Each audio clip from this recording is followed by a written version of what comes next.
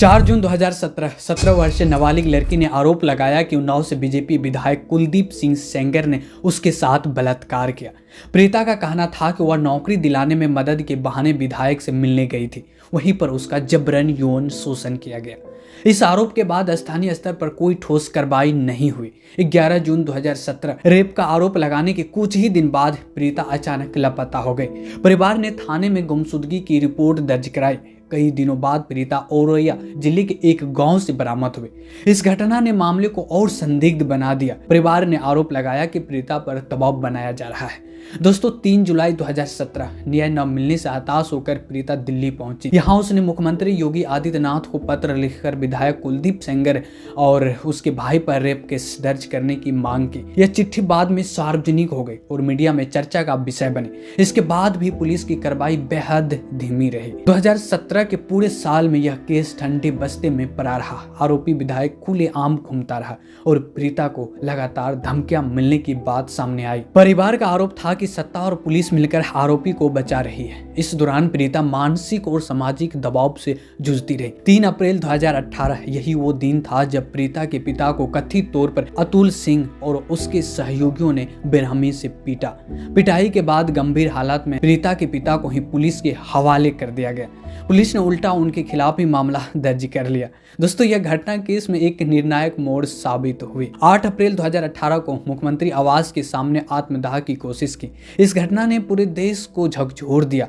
Media और सामाजिक संगठनों ने सरकार पर सवाल उठाए। इसके बाद मामला राष्ट्रीय स्तर पर चर्चा का विषय बन गया। 9 अप्रैल 2018 आत्मदाह की कोशिश के अगले ही दिन प्रीता के पिता की पुलिस हिरासत में मौत हो गई। प्रीता के परिवार ने इसे हत्या करार दिया। इस मौत ने पुलिस प्रशासन की भूमिका गंभीर सवाल खड़े कर दिए। विपक्ष और मानवाधिकार संगठनों ने सीबीआई जांच की मांग तेज कर दी, लेकिन सूबे की सरकार चुप रही। 10 अप्रैल 2018 फिर इलाहाबाद हाईकोर्ट ने मामले की गंभीरता को देखते हुए रेप केस सीबीआई को सौंप दिया। कोर्ट ने कहा कि निष्पक्ष जांच के लिए यह जरूरी है। इसके बाद जांच की दिशा बदली और बीजेपी के दबंग विधायक पर शिकंजा कसना शुरू हुआ। यह पीड़िता के लिए पहली बड़ी राहत थी, लेकिन इंसाफ मिलना बाकी था। सीबीआई जांच के बाद 13 अप्रैल 2018 को कुलदीप सिंह सेंगर को गिरफ्तार किया गया। कुछ ही दिनों में सीबीआई ने चार्जशीट दाखिल कर दी। इस गिरफ्तारी ने यह साफ कर दिया कि मामला केवल आरोपों तक सीमित नहीं है, राजनीतिक दबाव के बावजूद कार्रवाई हुई। 28 जुलाई 2019 यही वो तारीख थी जब सेंगर की एक और खौफनाक साजिश सामने आई। रायबरेली में प्रीता की कार को एक ट्रक ने टक्कर मार दी। इस हादसे में प्रीता की चाची और मौसी की मौत हो गई। खुद प्रीता गंभीर रूप से घायल हुए। बाद में इस मामले में भी कुलदीप सेंगर के खिलाफ केस दर्ज हुआ। साफ था कि जेल में होने के बाद भी वो दरिंदा अपनी हरकतों से बाज नहीं आ रहा था। 1 अगस्त 2019 विवाद और अन्याय बढ़ता देख देश की सबसे बड़ी अदालत ने संज्ञान लिया और सुप्रीम कोर्ट ने इस केस से जुड़ी 5 मामलों को दिल्ली ट्रांसफर कर दिया। कोर्ट ने निर्देश दिया कि 45 दिन में सुनवाई पूरी की जाए। यह आदेश पीड़िता की सुरक्षा और निष्पक्ष सुनवाई के लिहाज से अहम माना गया। 5 अगस्त 2019 दिल्ली की 30 हजारी कोर्ट ने मामले की रोजाना सुनवाई शुरू हुई।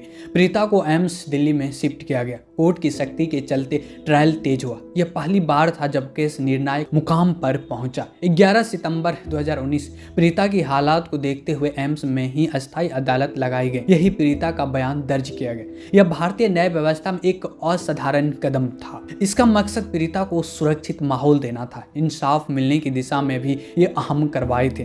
दिल्ली की 30 हजारी कोर्ट ने 16 दिसंबर 2019 को बीजेपी नेता कुलदीप सिंह सेंगर को दोषी करार दिया।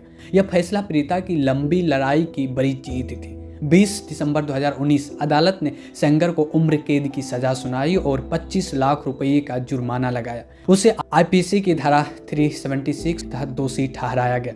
यह सजा देश भर में एक बड़ा संदेश मानी गई। फिर इस मामले में इस साल नया मोड़ आया। दिल्ली हाईकोर्ट ने 23 दिसंबर 2025 को सेंगर की उम्र कैद की सजा निलंबित करते हुए जमानत दे दी। हालांकि वह तुरंत रिहा नहीं हो सका क्योंकि प्रीता के पिता की हत्या के मामले में उसकी 10 साल की सजा अलग से चल रही। अधूरा इंसाफ प्रीता का दर्द है। इसी रोज हाईकोर्ट के फैसले के खिलाफ प्रीता, उसकी मां और सामाजिक कार्यकर्ता योगिता भयाना ने इंडिया गेट पर प्रदर्शन किया। परिवार का कहना है जिस सिस्टम से उन्हें न्याय की उम्मीद थी उसी ने उसका भरोसा फिर से तोड़ दिया। दोस्तों उन्नाव रेप केस आज भी सवाल बनकर देश के सामने खड़ा है। सवाल उठता है कि क्या सत्ता के सामने इंसाफ कमजोर पड़ जाता है? रेपिस्ट को बेल मिल जाती है और साइंटिस्ट को जेल भेज दिया जाता है। क्या यही है हमारा न्याय? दोस्तों, जिस देश में बेटियों की इज्जत लूटने वालों को कानूनी दांवपेच के सहारे कुछ ही महीनों में जमानत मिल जाती है, उसी देश में देश के लिए सोचने वाला, नया आविष्कार करने वाला, सच बोलने वाला साइंटिस्ट सीधे जेल की सलाखों के पीछे डाल दिया जाता है। दोस्तों, यह सिर्फ किसी एक रेपिस्ट या किसी एक साइंटिस्ट की बात नहीं है, यह पूरे सिस्टम पर एक बड़ा सवाल है। जब पैसा, पावर और पहचान न्याय से बरी हो जाए तो इंसाफ मर जाता है। आज डर इस बात का नहीं है कि अपराध हो रहा है, डर इस बात का है कि अपराधी को डर ही नहीं है।